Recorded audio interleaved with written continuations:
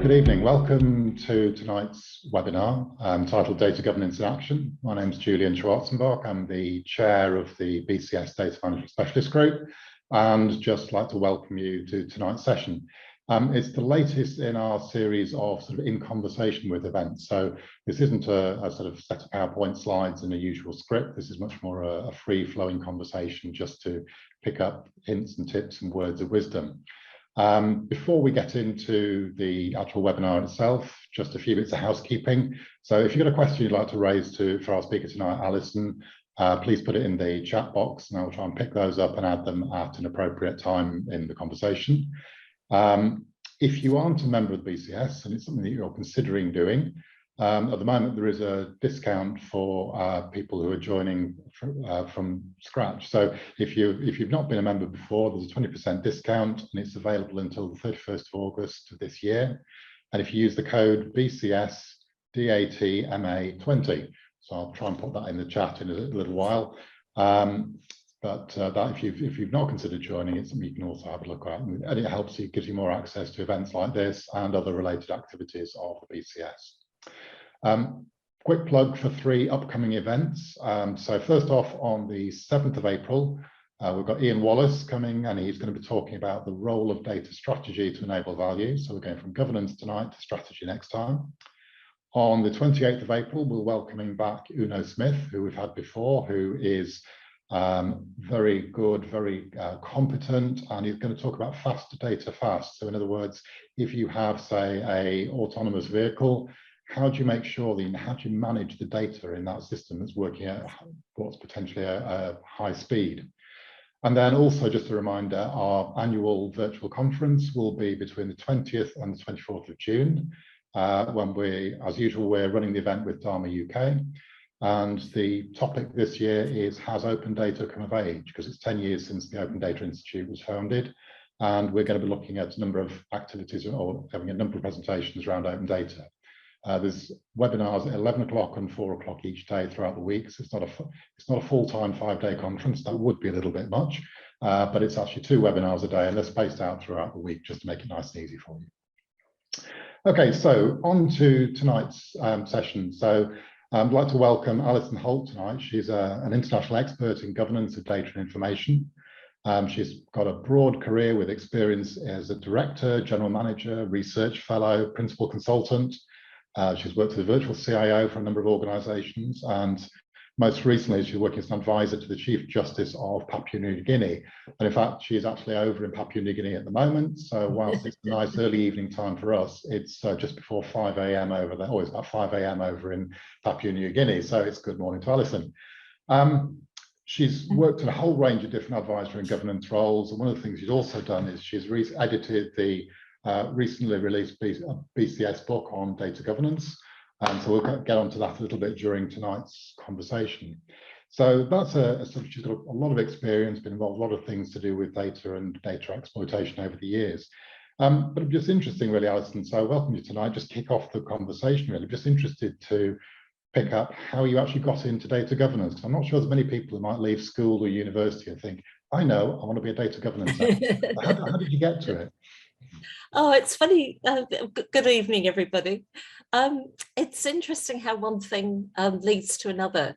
And just preparing for this evening and like looking back over my career has been such a positive experience, and thinking, how on earth did I end up, doing this here and now? So I originally did a maths degree. Maths got me into working for a computer manufacturer. Computer manufacturer got me into IT. IT and thinking differently from those around me got me into writing IT standards with International Standards Organization, ISO, writing IT standards. Every time you write a standard, you kind of identify gaps that becomes the next standard. And having written governance of IT, chaired the governance of IT work, it was obvious that data was coming through in a sort of a non-organized way through organizations and causing big embarrassments, especially in the early 2000s. And we were sort of compelled to write a standard governance of data with International Standards Organization. So yes, I think the governance mindset itself came from realizing, especially early days of work, that there was just this big gap between what the senior executive and organization, what the board of the organization were thinking about IT, and what on the other side the IT part of the organization were doing with IT. And I witnessed a lot of conversations of people talking over each other, of the senior part of the organization asking a question and the IT people not really answering it, or answering it but not in a way that was understood by the senior exec. So yeah, that's kind of how I got into it. Yeah, so it's interesting. But I mean, what is it that sort of drives you? What is it that motivates you? Because clearly everybody have got different things, different passions. And what's your passion within all of this? Oh, what's my passion? That's been such a difficult one to work through.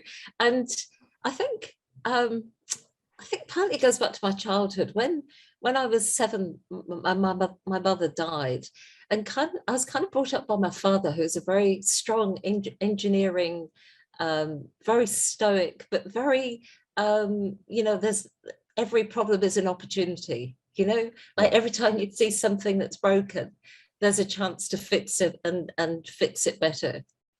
So I think that's been sort of banged into me from an early age. I think my father's hero was Winston Churchill, and I think that says a lot. Yeah. Good. So in terms of your data governance book, I mean, what do you think are the key messages that people might be able to take away from that? So I mean, people on the webinar, they may have either got the book, they may have read it, or they might be considering it. So what are some of the key messages that might be relevant takeaways, really? Yeah, I think we wrote it very much to help people sort of understand where they were in the big data governance picture, but also what they could be doing.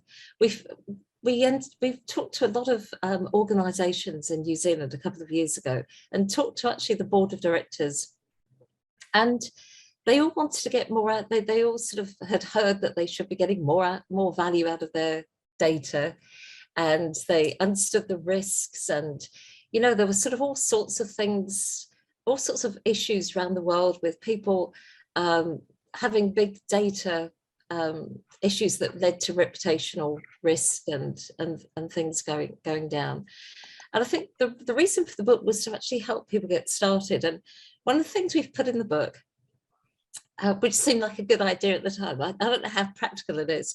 We've put in this idea of a tube map, like the London tube map, where the idea that it would be a book where you could get on at one station and get off at another station.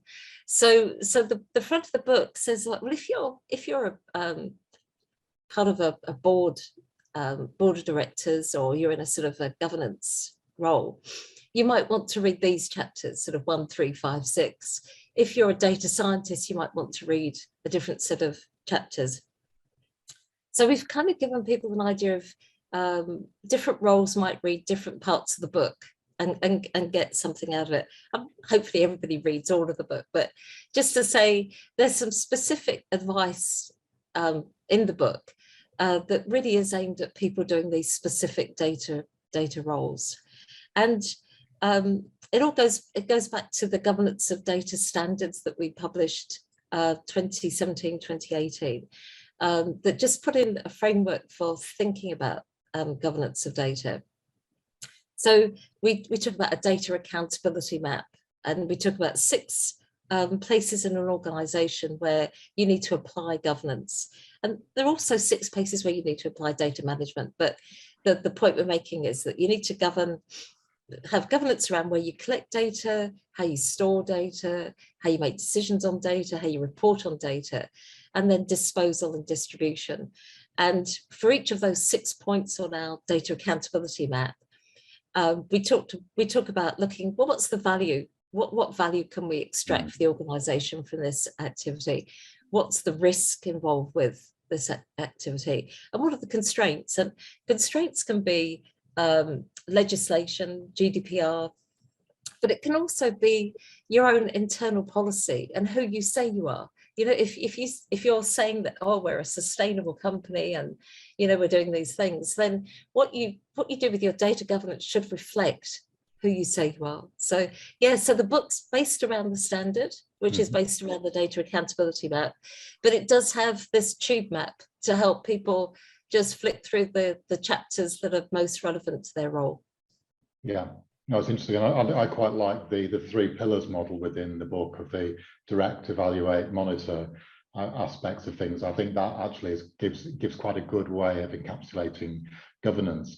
You mentioned value there, and it's something the way it helps organisations. So we've got some good examples of losses or problems caused by failure of governance, but also benefits that have been delivered through better governance.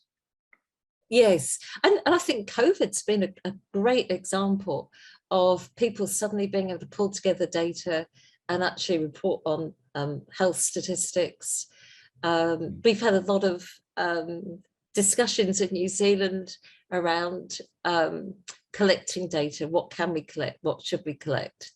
But I think COVID's sort of given us that sort of wartime condition of, well, actually we have to do this thing because we need to protect the community. So I think we've seen a lot of data questions come up, and we've seen the use of data. Like we've seen the sort of the global data collection for COVID has really informed the efficacy of vaccines, the efficacy of treatments. We've seen a lot of things happen in a short space of time, and like to give that some context, I know like years ago, maybe 10, 15 years ago, there was a global big data project of the same sort of proportions. And it took a lot of time to set up and to get running, but it was concerning neonatal deaths. A lot of babies born prematurely were dying.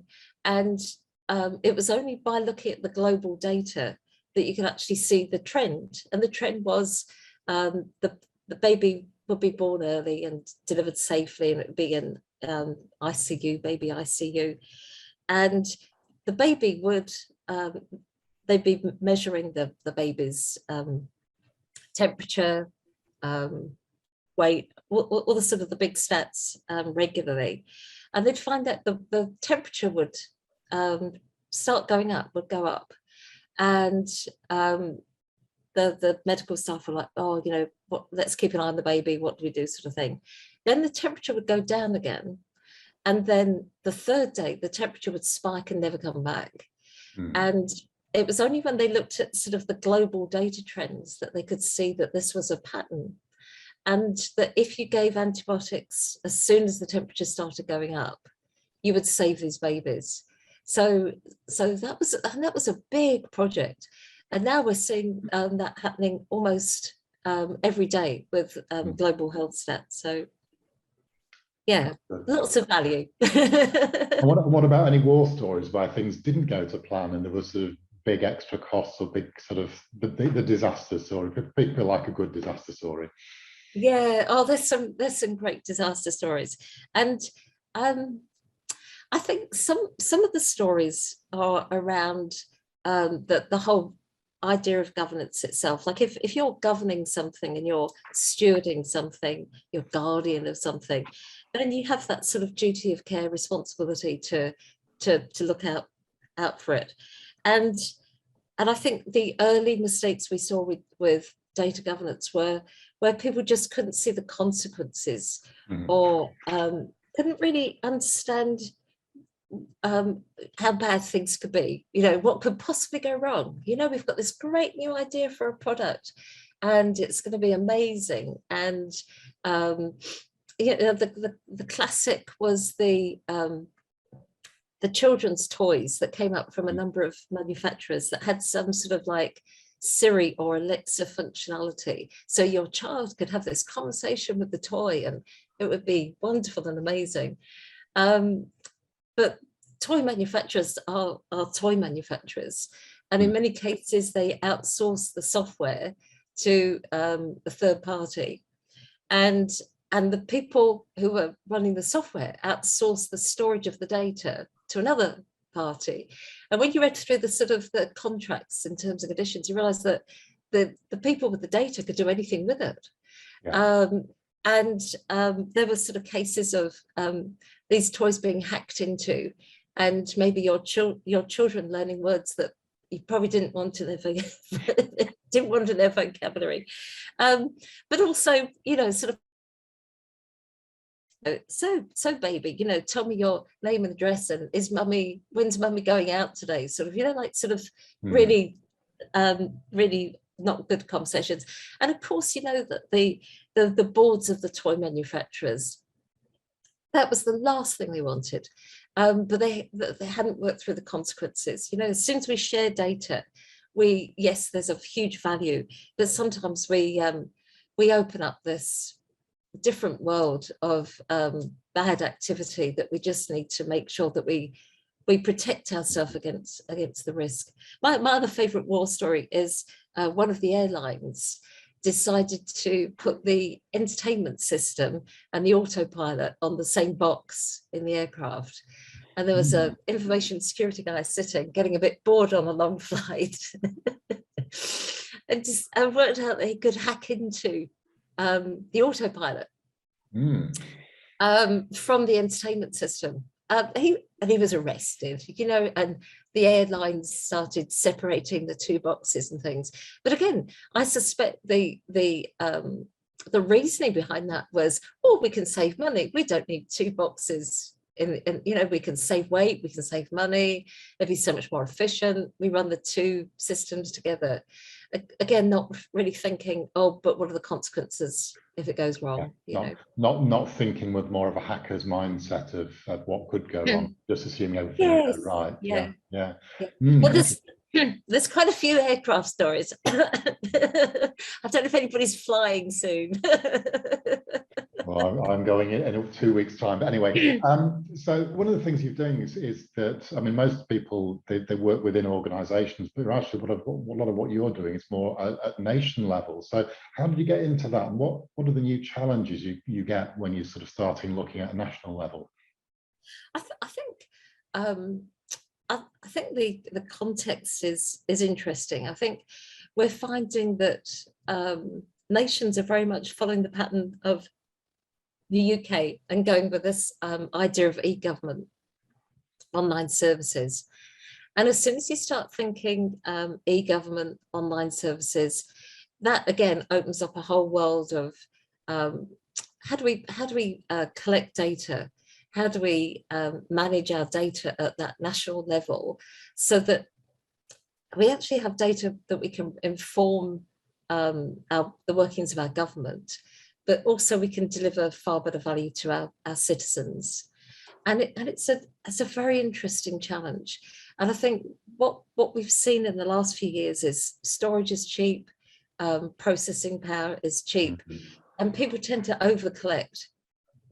So if you've got your government agencies over collecting, you've got an issue of defining the quality data from what data is fit for purpose quality for reporting on trends. What data do we have that's fit for purpose for reporting on absolute detailed specific people? And of course, we've also got the issue around deduplication and actually trying to find things if there's no control there.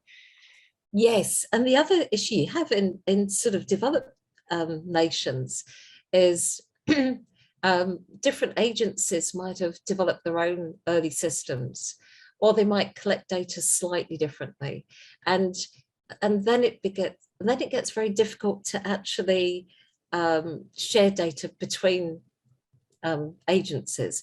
So suppose I have I collect information about people, and I might talk about your Christian name, or your first name, or your as known as name, or like there's all sorts of ways I can collect even your name, let alone your address and everything else that I might want to collect about you.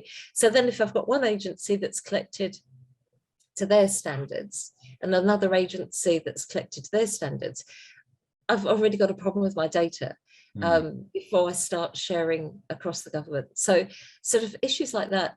And the great thing with Papua New Guinea, they're very, there's a lot of energy and excitement about digital services.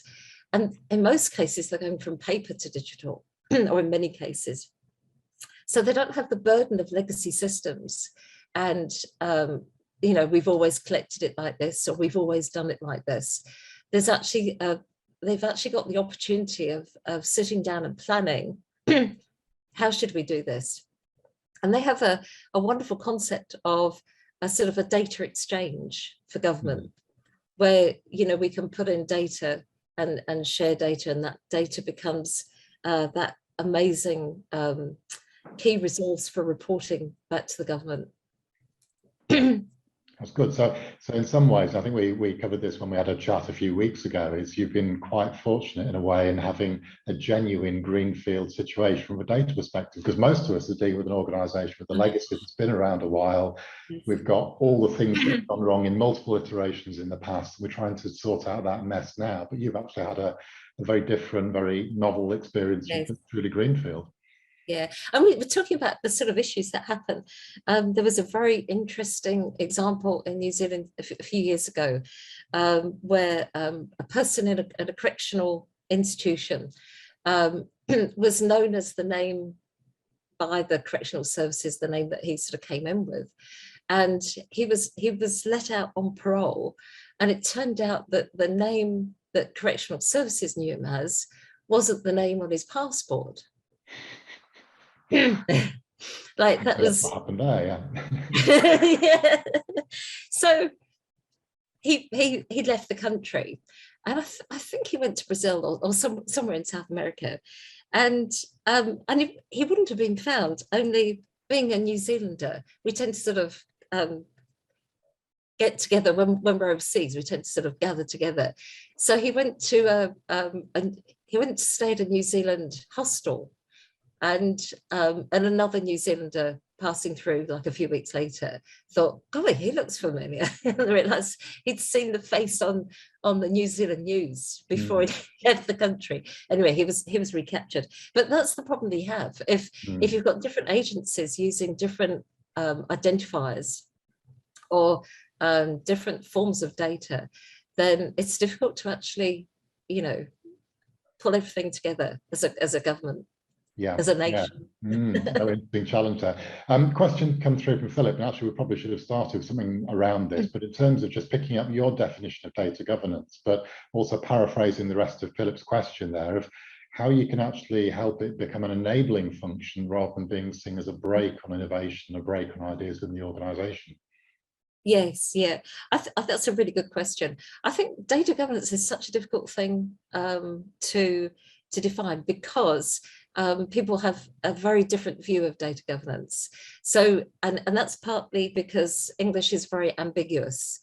So when I talk about data governance, I'm generally talking about the sort of top-down governance at the sort of governing board, or the top of the organization, doing the strategic planning and that governance role of being responsible for what happens within the organization. I think a lot of vendors talk about data governance in the context of the tool that they're developing and putting controls in the organization. So for a while, we tried talking about data governance with a big G to be the sort of the big organizational governance, and governance with a little g for being the controls that you might put in place to enable data governance to happen. But it gets very confusing having a conversation where people are talking big G's, little g's all the time. We kind of gave up. But sort of it's a context thing. But yes, when I'm talking about data governance, I'm generally talking about that role of how do we make the most of the data in our organisation whilst addressing the risk from that executive level. Yeah, and I think it's you've got a challenge there of actually getting outside the data that IT look after and cover everything else that an organisation has, including all those lovely spreadsheets people accumulate, because that's part of the data landscape. And any tips on addressing that? Absolutely. And people talk about data as if it's, organizations talk about data as if it's just their product data or their customer data. But yeah, the back office data is absolutely key. And you need the controls in place across all your data. That you can have issues with, with data across your whole organization. Yeah.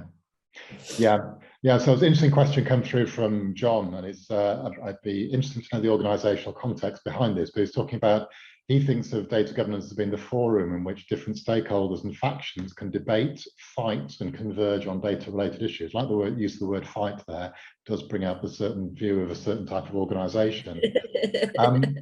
But he was seeing it very much as a view of trying to get the different stakeholders to come out of the woodwork and thinking about that data as a corporate asset and trying to get that collective discussion about data. And is that something you recognise?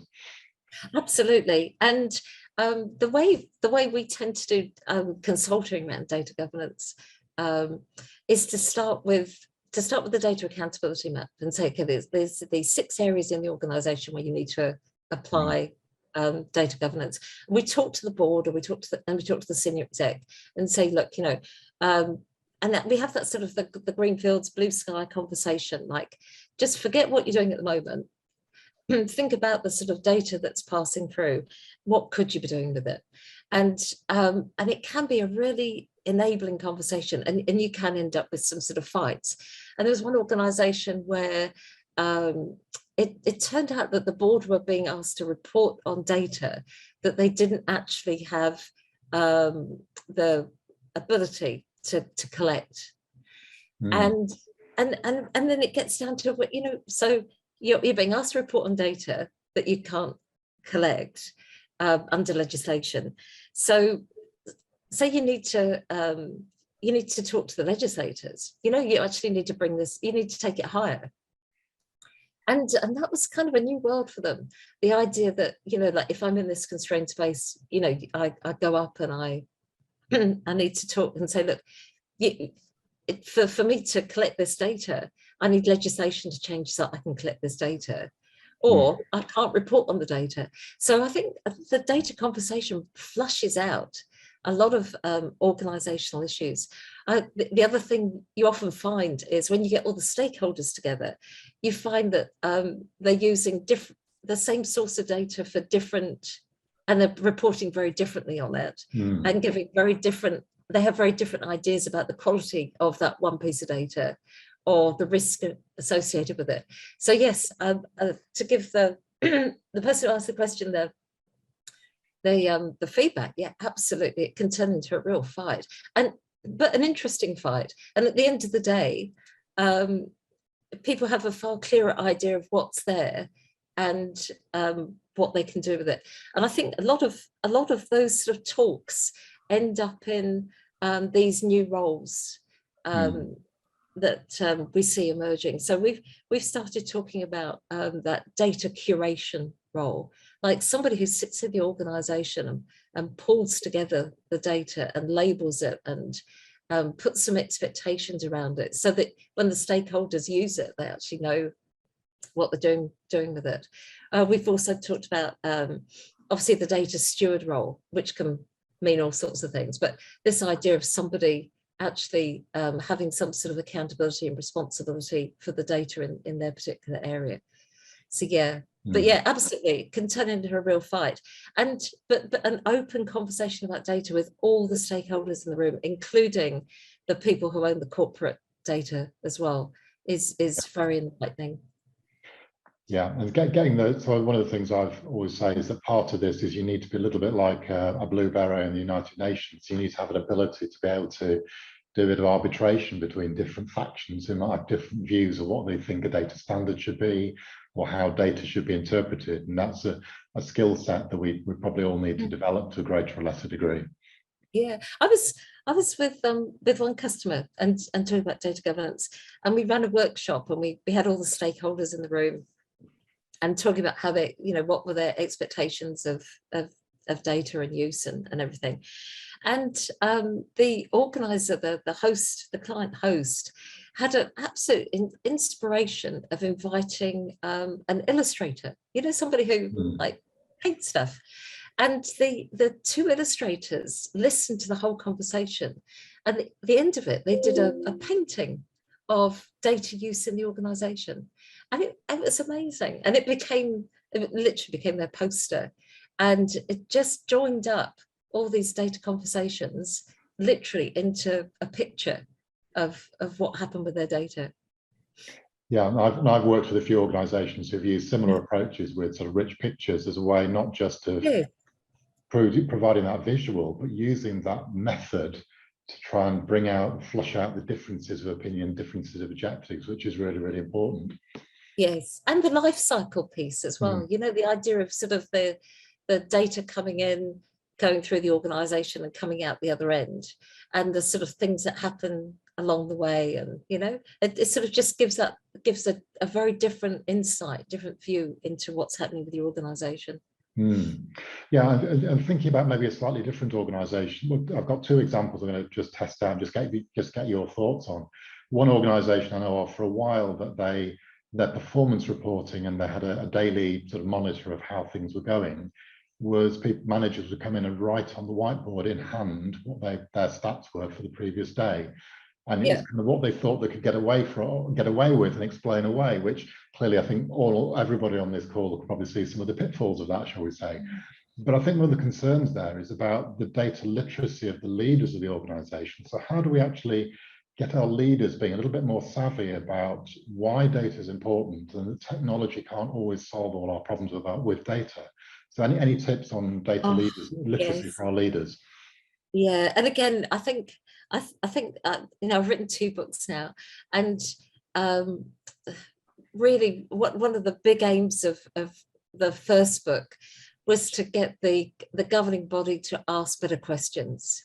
You know, you don't need your board or your senior execs full of IT experts or data experts, but you need them to ask better questions from the people who should be informing them.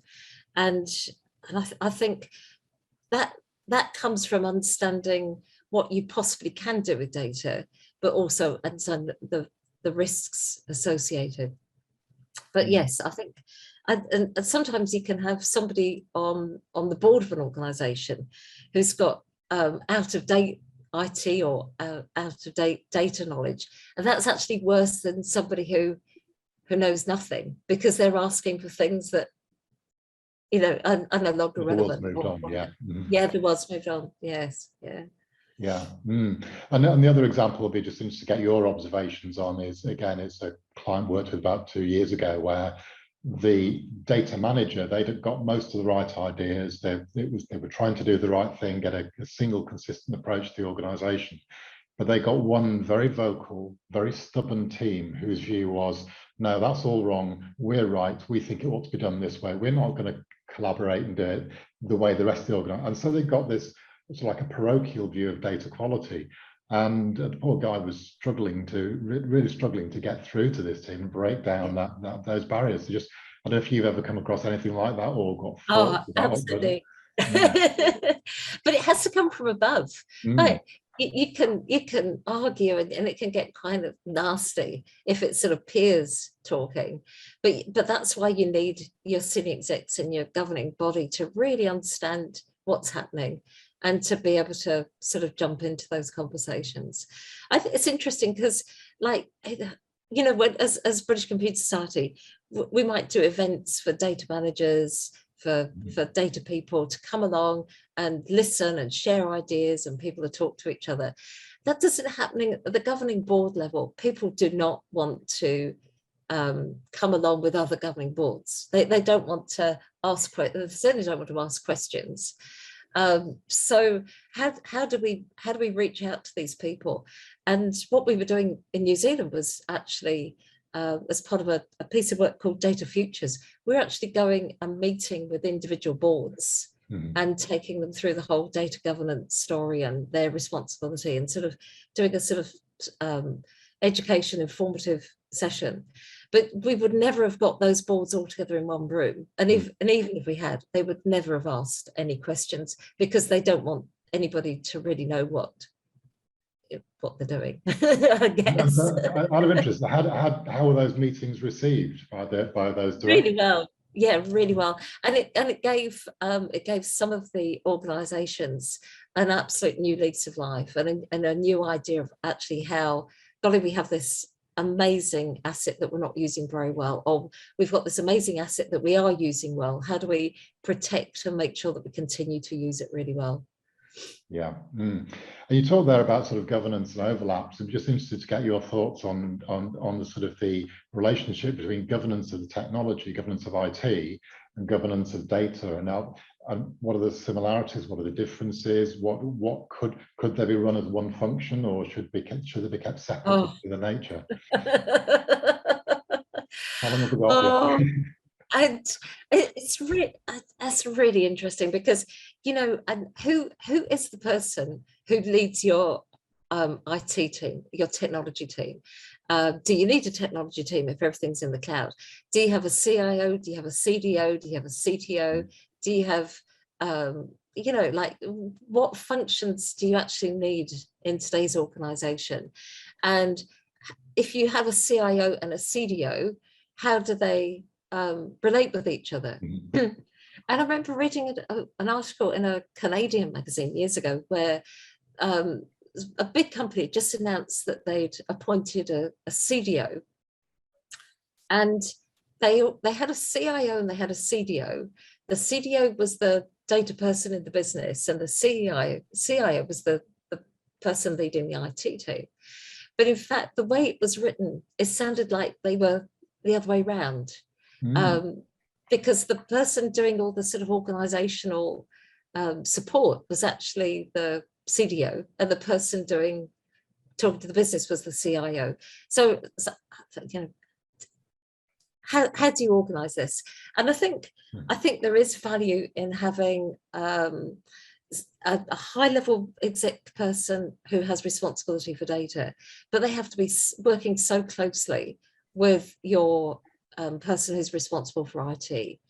They're probably not the same person, because the person who's actually running your systems, whether they're cloud-based or not, it has a different view of life from the person who's actually organizing and running your data. But yeah, writing job descriptions so that they don't sound the same, or so that they don't overlap, is an interesting challenge.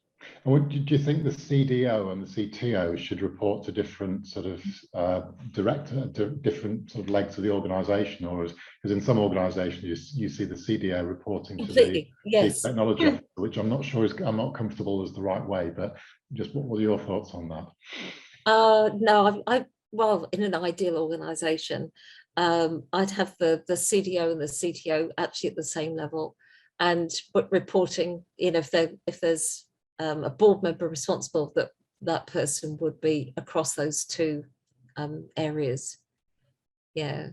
I don't think it happens though. I think they go different directions, or you have the CDO under the CTO, or the CDO or the CIO under the IT director, who's a technology person. You know, you want your technology solutions supporting your organization rather than driving your organization. Yes. And you want the person who's managing the data to be across everything. Like, it's very much a horizontal role as much as a senior role.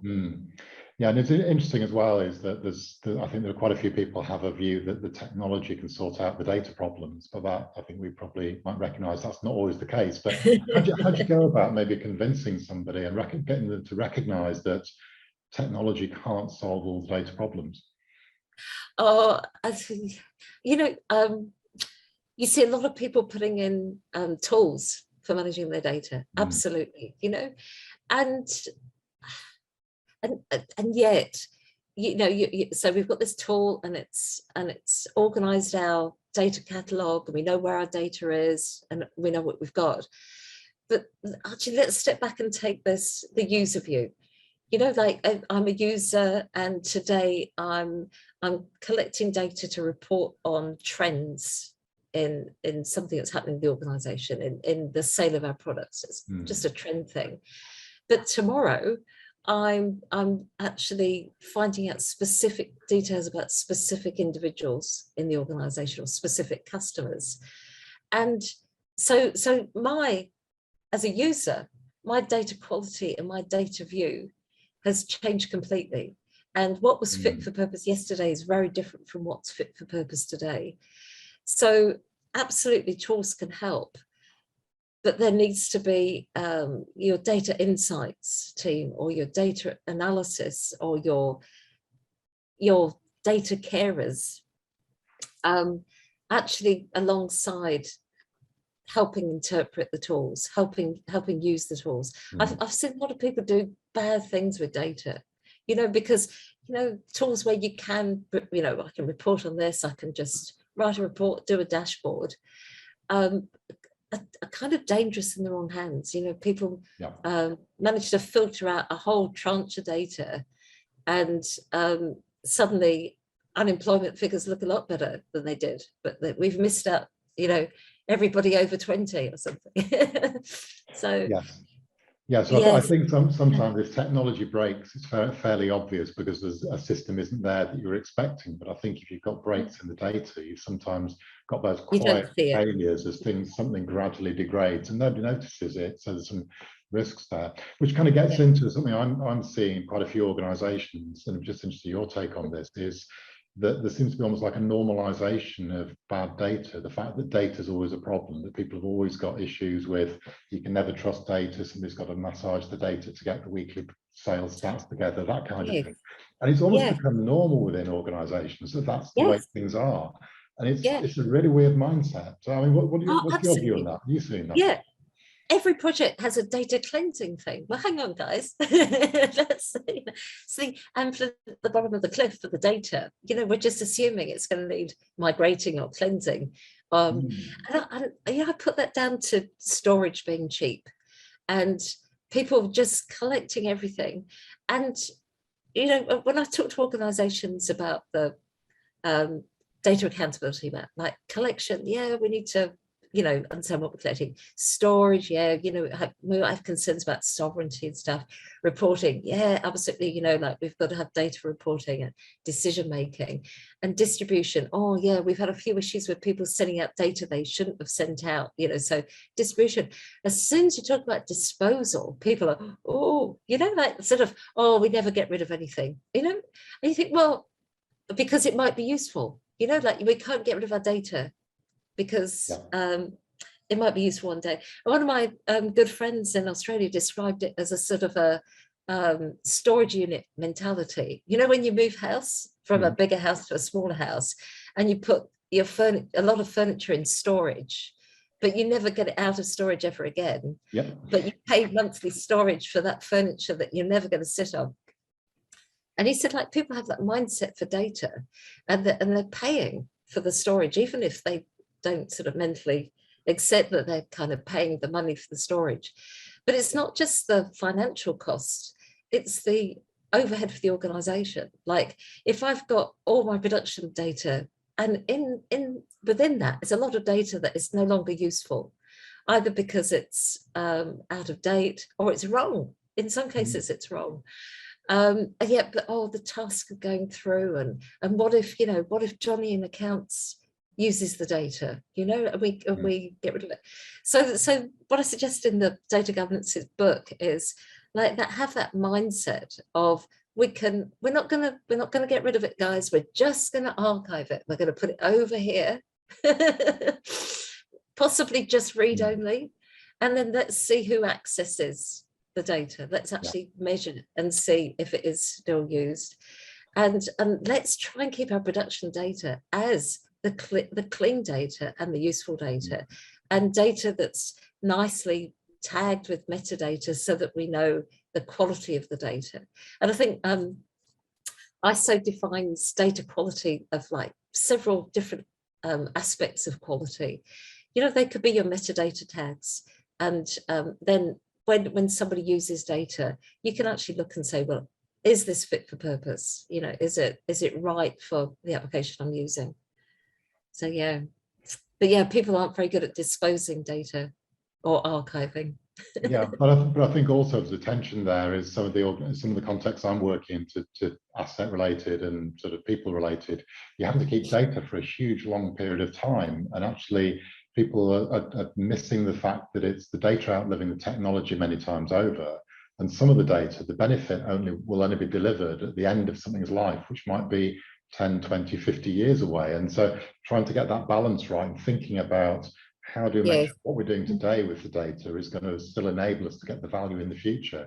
Again, there's some interesting challenges there, which not everybody's got their head around potentially. Oh, and even data storage, you know, like when people were sort of backing up onto CDs and DVDs and then realizing that the actual media didn't have much for life. Yeah. And you know what, how are we going to store stuff for 100 years time? When I was doing my research at Oxford in 2015, I was talking to a professor of anthropology, and he was saying that what records are going to be of this generation in 100 years time, Yeah, if I think if that's now a very, very valid question there. And I think it's a rabbit hole we could go down there. And one thing I wanted to just sort of pick up on really was also now thinking about if there's somebody who maybe is interested in a career in data governance, what are your views on sort of routes to get in? How might this start? What skills might be needed? Sort of tips for getting in there? Well, obviously read the book. No, seriously.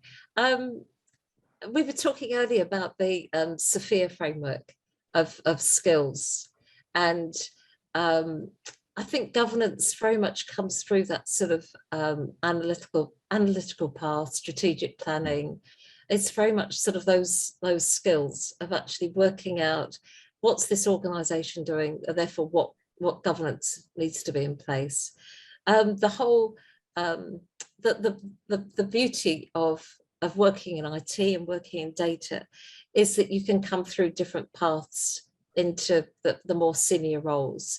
And in fact, whatever skill sets you bring with you will be useful as you rise up through the organisation.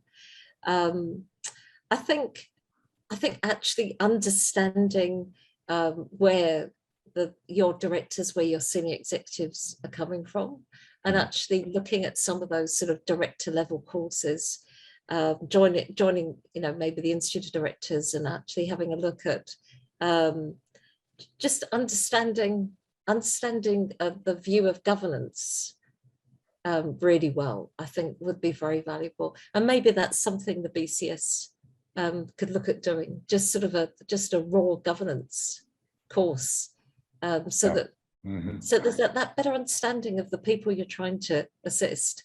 And then the data piece is the data enabling of that governance role. Yes. Yeah, so I think it sounds like it's suited for people who've got a view of what's the organisation trying to achieve. So it's what are the outcomes rather than what are the outputs of a new or a new report or something like that. Is what's the report used for? What's the analytics going to actually drive within the organisation is probably a key sort of mindset that's very valuable. And that's the conundrum, because as data people, we're normally focused on outputs. We're normally looking at reporting on something or making decisions based on data.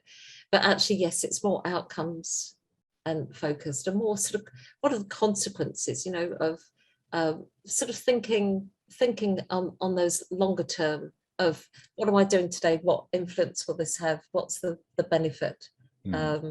And getting into that mindset of benefits realization as well, because sometimes we do things with data and, there's a lot of unexpected benefits from some of the new data products and data services that because we're branching into new areas, it's not obvious when people start the project what those benefits will be. And actually having that discipline, even now, if you're working on a project, to actually step back and actually say, okay, that we said we deliver this, and yes, we have delivered this, but the consequences for the organisation, the impact has been something else. I think, and again, another example is when apparently when the US Defense started using drones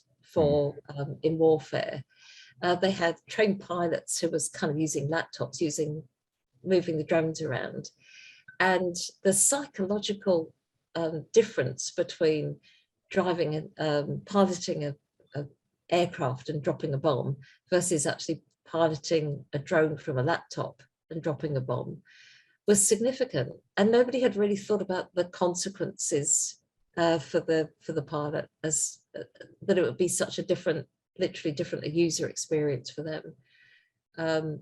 So yeah, so when you're doing data things, often you're replacing something that was carried out in a very different way or had a very different set of precepts around it.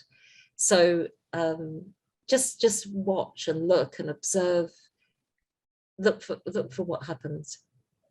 Yeah, some useful advice there. So the question come from Noel, so talking about sort of archiving and warehousing and records management. It's sort of that hoarding mindset of what are the views there in terms of, if you like, the overlap, and is records management part of data governance, data management, as it's separate, or are the cases where you can think of where they're both separate from each other? Oh, it's like it is it's such a difficult area. I think by nature, as consultants and advisors, we tend to deal with organizations that haven't quite got it together with data. I think in the perfect organization, somebody would have done that curation exercise. What data do we have? What data do we use? I think it was John who suggested, that forum where you get all the stakeholders in the room and you work out, what your needs are and everything. I think the reality is that there's that real risk averseness about actually offloading stuff just in case somebody uses it or it's valuable to somebody. And so I think, yes, people do warehousing, people do archiving, but they probably just don't do it to the extent that they should be doing it. Is it the same as record management? Kind of. The information management people have a very different mindset to the data management people. And, like we define, data becomes information, information becomes knowledge. But still the data people are very much thinking of data as a utility that becomes information. The information and records management is very much goes back to the sort of the filing cabinets and the files, and that sort of records management mindset. Whereas data, we tend to think of data lakes, and our terminology is more like big, like collections of noughts and ones that we kind of pick and choose from. The information management people tend to be a bit more ordered and sort of records management. I think if you can get your data people and your information people talking together in an organization and understanding that they are two sides of the one picture, yes, then actually using some of that records management mindset in your archiving would be really valuable. But I haven't really seen that happen, I have to say. Yeah, and I suppose it gets also a little bit into one of the bits out of Johnny Morris's data migration book is about the fact one of the key bits around data migration at the end is actually deleting the data and closing down the system that you're migrating from as the acid test of whether you've done the job correctly or not. Because if people are still saying, oh, you've migrated it, but I still need access because, then clearly something has not gone right in the process. Yeah. But we see that on a personal level as well, don't we? Like you can get rid of something, or you can get rid of an app or something on your phone, and then a year later you go to register the car or something, and then you remember, oh yeah, that's what that did. Yeah. Like we yeah.